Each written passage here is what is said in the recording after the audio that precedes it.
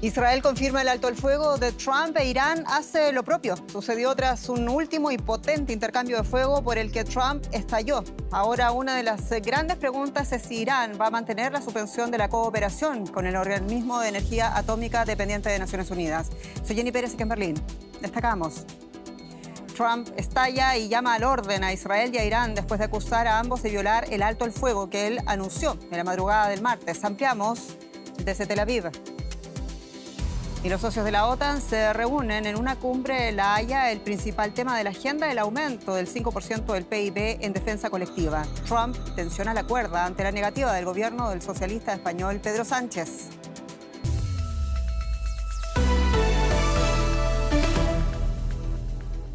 El régimen iraní da por finalizada la guerra con Israel. El presidente Pezeshkian felicitaba a la Guardia Nacional iraní por lo que llamó una gran victoria, al tiempo que anunció el restablecimiento de su espacio aéreo. Sucedió después de que el primer ministro Benjamin Netanyahu confirmara el alto el fuego por parte de Israel. El acuerdo lo anunció Donald Trump después de 12 días de guerra y un furibundo llamado de atención por parte del presidente de los Estados Unidos. El alto el fuego llegó demasiado tarde para quienes residían en este edificio en el sur de Israel. En las horas previas a la entrada en vigor del acuerdo, Israel afirmó que Teherán disparó oleadas de misiles hacia la ciudad de Beersheba y que apuntaban a civiles. No es una cuestión de opinión, es cuestión de hechos. Hemos visitado los lugares afectados y visto que han sido edificios residenciales, hospitales, zonas concurridas por civiles.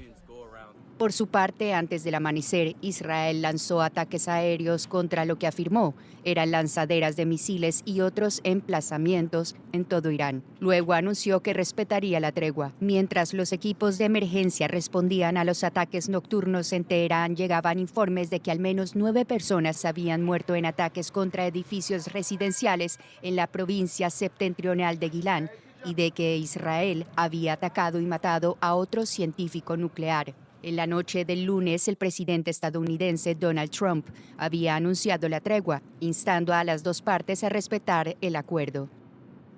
La televisión estatal iraní citó al ministro de Exteriores asegurando que no se había llegado a ningún acuerdo sobre un alto el fuego, pero que si Israel ponía fin a lo que calificó de agresión ilegal contra el pueblo iraní, no continuaría con su respuesta. Teherán respondió unas horas antes lanzando un ataque con misiles contra una base militar estadounidense en Qatar. Había dado un aviso previo, pero aún así encendió el entusiasmo de los partidarios en casa.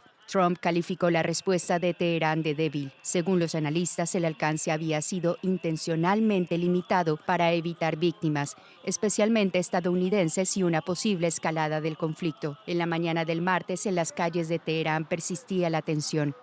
Algunos se mostraron cautelosamente optimistas, pero manifestaron su deseo de que se hubiera acordado una tregua antes.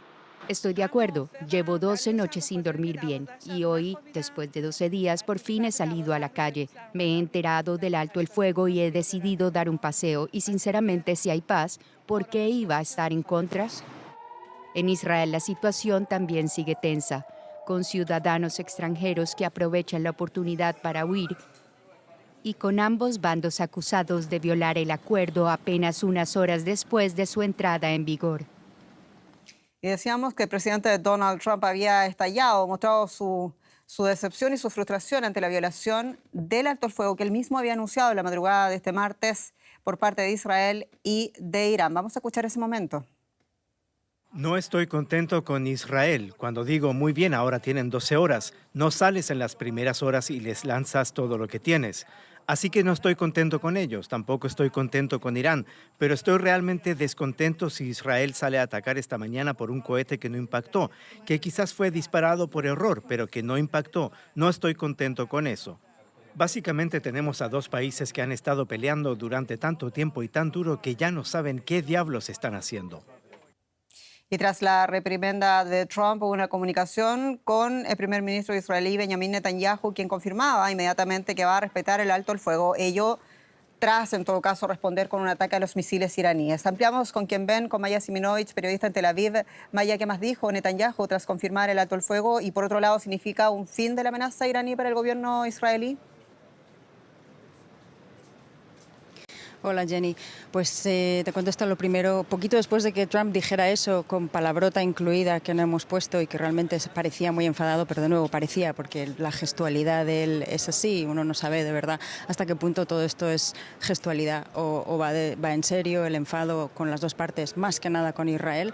Pues el primer ministro israelí emitió un comunicado en el que dijo que tuvo una muy amigable conversación con Trump y que Trump le agradeció muchísimo a Israel todo lo hecho y admiraba mucho su belicismo, sus éxitos bélicos, en fin, suavizando esa gestualidad en caso de que fuera en serio, esa gestualidad y realmente la reprimenda fuera verdadera.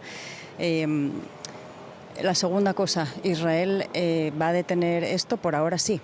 Por ahora la tensa calma de por la mañana ha pasado a ser otra cosa porque las instrucciones del comando de la retaguardia del ejército han sido relajar mucho la situación. De hecho, mañana vuelven las escuelas, se han abierto bares y restaurantes y la gente está en la calle no como normalmente, pero parece que se vuelve de la catástrofe de la mañana, que pasamos 3 horas en los refugios y escuchando explosiones, a una normalidad aparente. Pero para Irán la guerra está terminada, lo está también para Israel. ¿Qué se comenta de toda esta situación allá en Tel Aviv?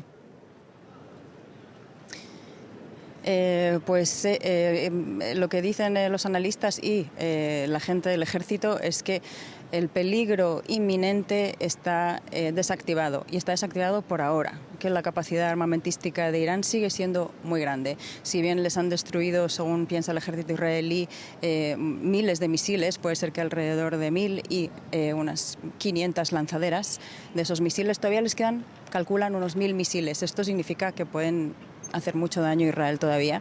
Con respecto al arma nuclear, que era el asunto que espoleó esta guerra de 12 días, que por cierto ya la llaman la guerra de los 12 días, así como la llamó Trump, tanto israelíes como iraníes en sus televisiones y periódicos ya la llaman así, parece que el peligro también nuclear se ha retrasado. No neutralizado, no parado, nadie lo dice, ni aquí ni en ningún sitio, pero que se ha retrasado. Por lo tanto, todo parece en realidad que se ha puesto en pausa, lo que tan aceleradamente había empezado hace 12 días. Maya Siminovich, con el pulso en Tel Aviv, muchas gracias. Gracias, Jenny.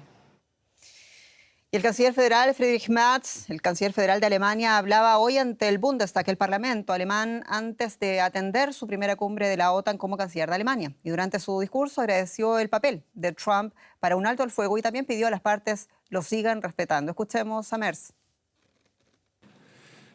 Nos alegra el llamado del presidente estadounidense a un alto el fuego.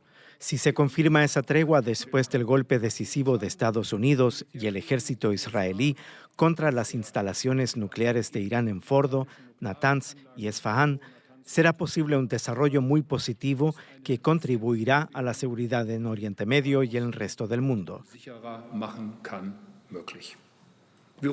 Urgimos a Israel y a Irán a que atiendan ese llamado del presidente de Estados Unidos. Nos tomamos la libertad de preguntar qué objetivo persigue Israel en la Franja de Gaza y advertimos que hay que tratar a los gazatíes con dignidad, sobre todo a las mujeres, los niños y los ancianos.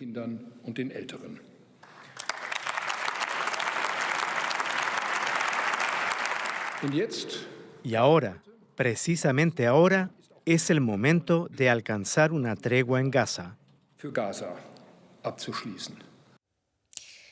Y es en este contexto que Donald Trump, el aludido, acaba de arribar a La Haya para participar de la cumbre de la OTAN. El principal tema en la agenda es el aumento del gasto en defensa. Los países miembros de la OTAN buscan alcanzar un compromiso sobre el objetivo de destinar el 5% del Producto Interno Bruto en 2035. Es una medida que refleja dos factores determinantes. Por un lado, la presión de los Estados Unidos para que sus aliados asuman una mayor responsabilidad en su propia defensa y, por otro, la creciente inquietud ante la amenaza rusa. Un 5% de gasto del PIB en el casi todos los socios están de acuerdo, casi todos, porque uno de los países díscolos es España. El gobierno del socialista Pedro Sánchez rechaza el 5% y ofrece hasta un 2% de su gasto en defensa colectiva tras las presiones de Donald Trump. Este tema es sensible para un Sánchez que busca apaciguar a los miembros de su alianza de gobierno y a la opinión pública española, en medio también de un gran escándalo de corrupción en su partido.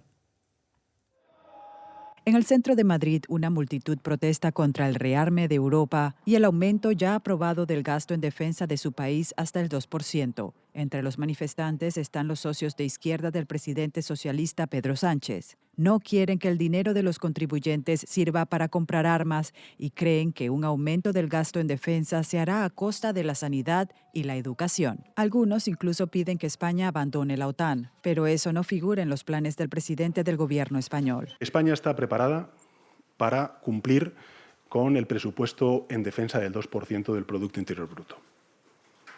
Lo hacemos por compromiso con Europa y lo hacemos también por solidaridad. El presidente del gobierno español sostiene que aunque España está lejos de Rusia, debe contribuir a apoyar a los aliados que están cerca.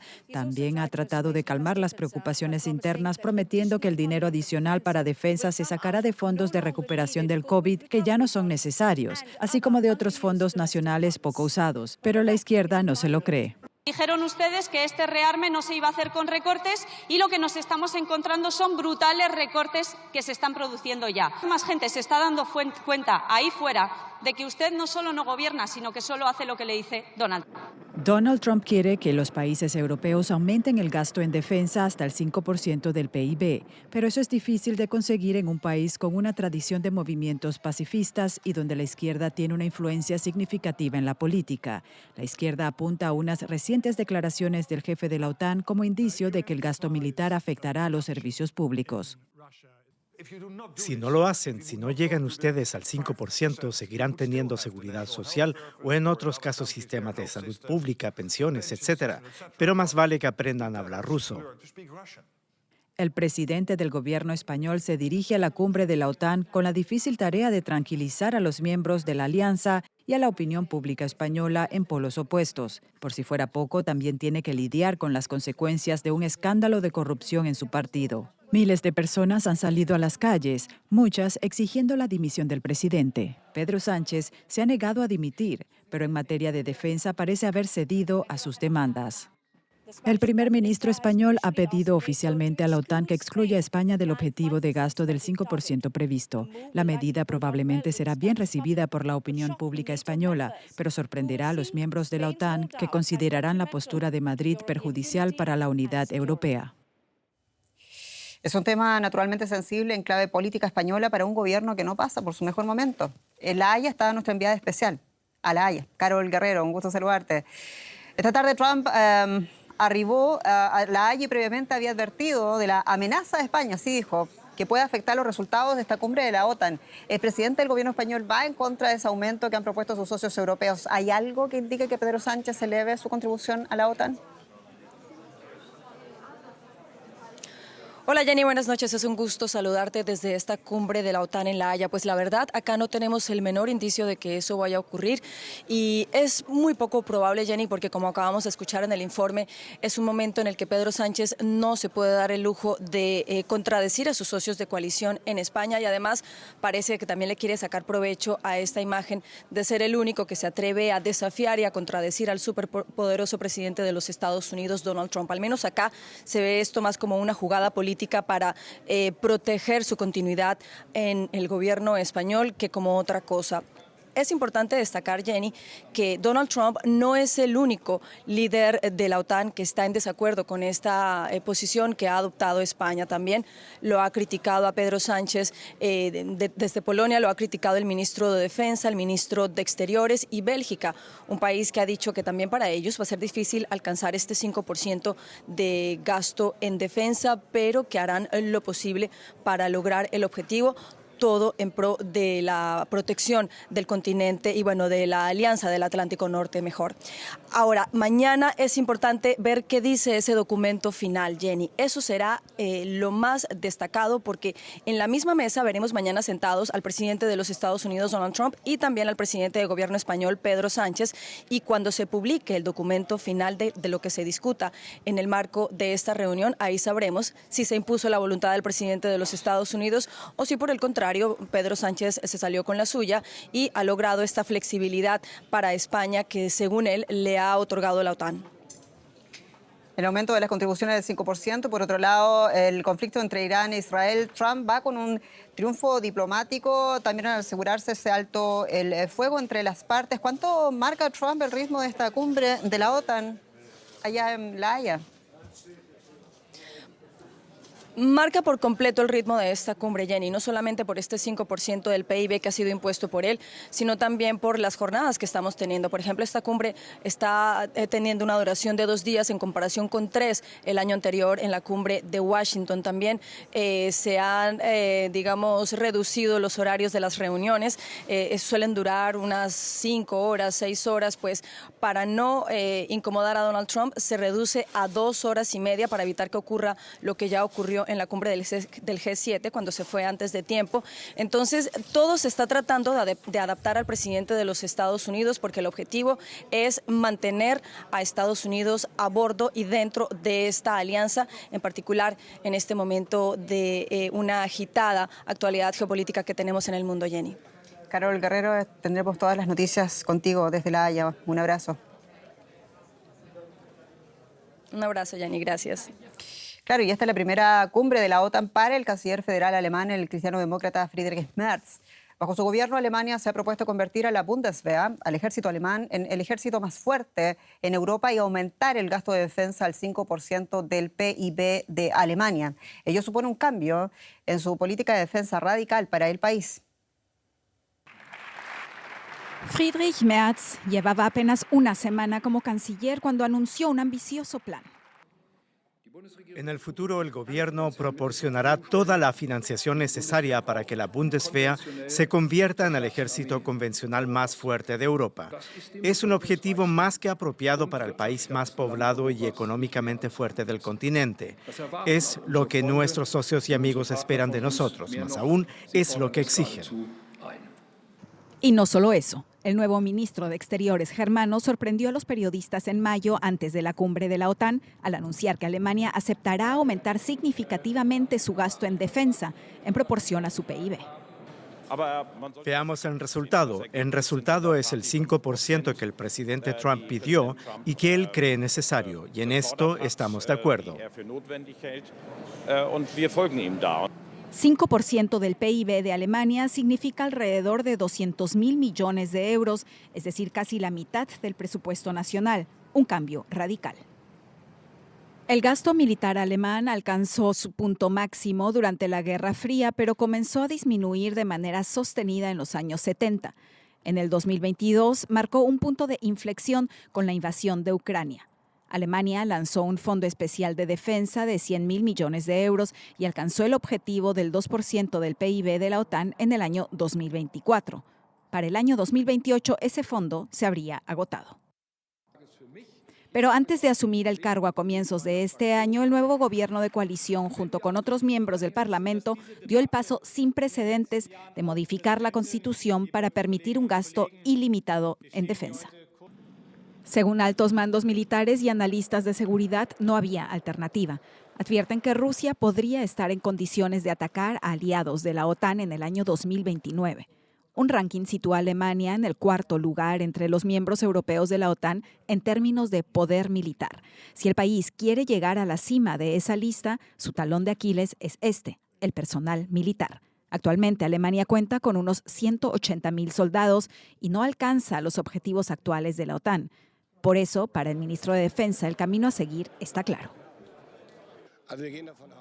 Suponemos, aunque es solo una estimación, que necesitamos entre 50.000 y 60.000 soldados más en las Fuerzas Armadas permanentes. Al mismo tiempo surge naturalmente la pregunta, ¿será suficiente el nuevo servicio militar en los próximos años? Suponemos que sí, mientras aumentan nuestras capacidades. Y lo repito una vez más, el servicio militar obligatorio no nos sirve de nada por ahora mientras no tengamos la infraestructura, ni los cuarteles, ni la formación. Pero el papel de Alemania dentro de la OTAN probablemente no hará más que crecer en los próximos años. Andreu Jerez nos amplía la perspectiva en nuestro estudio parlamentario aquí en Berlín. Andreu, el objetivo expreso del canciller federal alemán Merz es convertir a las Fuerzas Armadas alemanas en el ejército convencional más fuerte de Europa. Tanto AfD como la izquierda aquí en Alemania no están de acuerdo, pero ¿qué sucede con el resto de la clase política? ¿Qué tal, Jenny? Bueno, dentro de la gran coalición conformada por conservadores y socialdemócratas, sí que hay un consenso en que Alemania tiene que invertir más en defensa a la vista de la inestabilidad del tablero internacional y sobre todo con la vista puesta en Rusia como el gran enemigo declarado de la OTAN.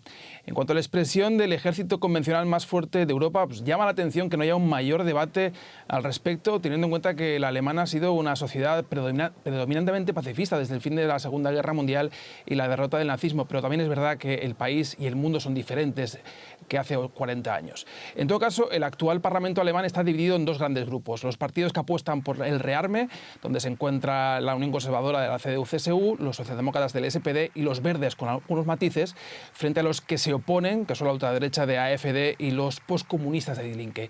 Y esto último se refleja en las encuestas. En la última proyección demoscópica de la televisión pública alemana, ARD, más de la mitad de los simpatizantes de AfD y de Die Linke se opone al objetivo del gasto en defensa del 5%, mientras que más del 60% de simpatizantes del resto de partidos con presencia parlamentaria lo apoya. Por tanto, vemos que se está abriendo una brecha en la opinión pública del país. ¿Y cómo ha explicado el canciller Merz lo que él llama absoluta necesidad del aumento del 5% en el gasto militar del país con el rechazo que acabas de señalar? La argumentación de Merz es relativamente sencilla. Asegura que Alemania y sus aliados europeos solo podrán evitar la guerra si están suficientemente armados para disuadir un ataque de sus enemigos. El discurso de Merz proyecta el convencimiento de que el rearme es el único camino posible, pero también evita reconocer que las amenazas de Donald Trump de abandonar la OTAN han jugado un papel decisivo en el establecimiento de ese 5% por parte de la Alianza Atlántica. Otro de los aspectos que Merz y su gobierno no aborda es qué impacto tendrá ese 5% en los futuros presupuestos públicos de la República Federal Alemana. Los críticos ya advierten que ello supondrá inevitables recortes en gasto social o en educación, lo que desgastará el estado del bienestar. Y todo ello también dependerá, claro está, de si la economía alemana, que lleva 2 años en recesión, consigue volver a la senda del crecimiento. Andreu Jerez, muchas gracias. 12 días de guerra entre Israel e Irán y la guerra en Gaza también continuaba. También la situación humanitaria en Gaza que continúa deteriorándose. El Ministerio de Salud, controlado por el grupo islamista Hamas, afirma que al menos 20 personas murieron hoy al intentar acceder a ayuda humanitaria en un punto de distribución. Atención, porque algunas de las imágenes de nuestro informe son de carácter explícito. Mientras el mundo mira al cielo en Medio Oriente, en el suelo de Gaza, los muertos y los heridos llenan las morgues y los hospitales. Según la Defensa Civil de Gaza, el ejército israelí mató el martes a más de 40 personas que buscaban alimentos. Israel no lo ha comentado. ¿Cuánto tiempo más va a durar esta situación? ¿Hasta cuándo tendrá la gente que soportar esto? Queremos una solución para estas víctimas que están muriendo. El lunes, varias personas resultaron heridas cuando acudían a recoger ayuda de este camión que circulaba por el norte de Gaza. Soy un ser humano y necesito comer. No tengo comida ni techo. La gente está agotada. Venimos aquí y esperamos. Juro que estar aquí es como entregarse a la muerte. Por Dios, estamos andando a la muerte. No hay solución. Si nos quieren ustedes alimentar, aliméntenos. Si no nos quieren alimentar, mátenos. Si no quieren que vivamos una vida decente, mátennos. Según la Oficina de la ONU para los Derechos Humanos, han sido asesinadas unas 400 personas que buscaban alimentos. En una de sus condenas más enérgicas hasta la fecha, el organismo declaró que la militarización de la entrega de alimentos para civiles es un crimen de guerra. La escasa cantidad de ayuda que llega al territorio ocupado la entrega la organización llamada Gazan Humanitarian Foundation, financiada por Israel y Estados Unidos, y que ha sido duramente criticada por la ONU y otras organizaciones humanitarias. Israel dice que el nuevo plan es necesario para evitar que Hamás se quede con los insumos, a pesar de las repetidas advertencias de que los 2 millones de habitantes de Gaza están al borde de la inanición. Cambiamos de asunto, vamos a hablar de algo distinto porque la cámara digital más grande jamás construida acaba de publicar las primeras imágenes del espacio profundo. Las fotografías incluyen espectaculares imágenes de nebulosas, multicolores, estrellas y galaxias. Y estas imágenes han sido tomadas desde el observatorio Vera Rubin, situado en Chile. El observatorio escaneará el cielo nocturno durante los próximos 10 años en busca de nuevos objetos celestes. Además de la cámara digital y un avanzado telescopio de 8,4 metros, el Rubin cuenta con el respaldo de un potente sistema de procesamiento de datos. Los científicos esperan realizar grandes avances. Imágenes nunca vistas del universo, con galaxias lejanas, asteroides y coloridas nubes de polvo estelar. Entre las primeras fotografías publicadas por el Observatorio Vera Rubin de Chile se encuentra una de las nebulosas Trífida y Laguna, situadas a miles de años luz de la Tierra. Otra imagen muestra el cúmulo de Virgo, que agrupa hasta 2000 galaxias. Estas galaxias nos muestran cómo es una galaxia más antigua, que está en una fase más avanzada de su evolución, y algunas se parecen a nuestra Vía Láctea, por lo tanto nos dan una idea de cómo era nuestra galaxia en el pasado y pueden ayudarnos a comprender mejor cómo se forman y evolucionan las galaxias. Las imágenes se captaron utilizando un nuevo telescopio y la cámara digital más grande del mundo, que pesa 3.000 kilos. Tras más de 2 décadas de trabajo, el gigantesco observatorio financiado por Estados Unidos está ubicado en la cima de una montaña del extenso desierto de Atacama. Allí, los cielos oscuros y el aire seco ofrecen las condiciones ideales para observar el cosmos. Cada vez que miramos el universo desde una nueva perspectiva, siempre descubrimos algo que jamás habríamos considerado. Y eso es lo que nos entusiasma de esta nueva dimensión, observar el universo no solo a través del espacio, sino también su evolución en el tiempo. A finales de este año, el observatorio comenzará su proyecto insignia, la investigación del espacio-tiempo como legado para la posteridad. Durante la próxima década tomará fotografías del cielo nocturno cada pocos segundos con un nivel de detalle sin precedentes. Y con ellas los expertos esperan responder a algunos de los grandes interrogantes sobre la estructura y el futuro del universo. Ha llegado el momento de despedirnos. Muchas gracias por su atención. Soy Jenny Pérez, esto es Deutsche Welle. Hasta pronto.